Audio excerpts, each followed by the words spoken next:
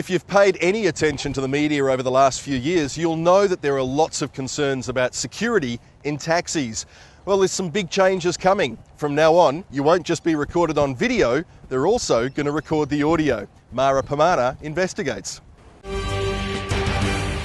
Perth taxi driver has spoken exclusively to Nine News about his terrifying attack by a group of teenagers.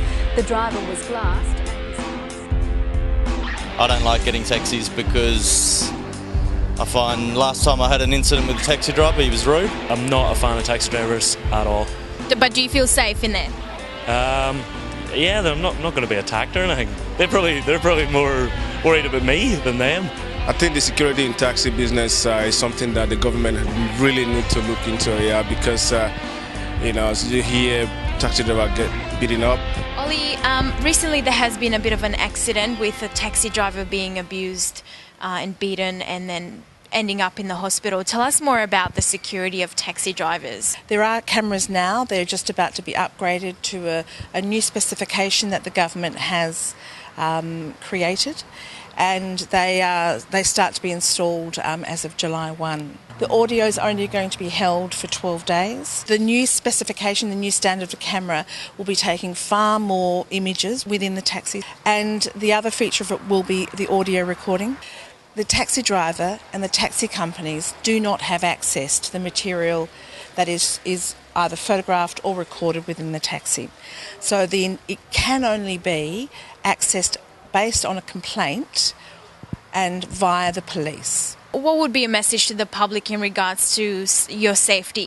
So there needs to be respect from both sides of the coin in terms of customers and the public respecting that the taxi drivers have a job to do, and that's from point A to point B, and likewise taxi drivers, respect that their passengers should be afforded, the basic. We have a code of conduct for drivers and regulations, and to deliver the service within the scope of those regulations. I'm here with an experienced taxi driver. How do you feel about introducing audio and video in the cars and then holding the footage for 12 days?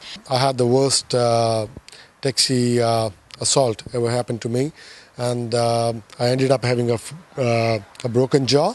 But when the incident happened, and I called the Victorian Taxi Directorate people to take out the video footage for a female passenger who was hitting me with eyeliner. I was surprised, not even surprised, I was shocked to hear when the directorate officer, the Victorian Taxi Directorate officer, told me that my camera is not working.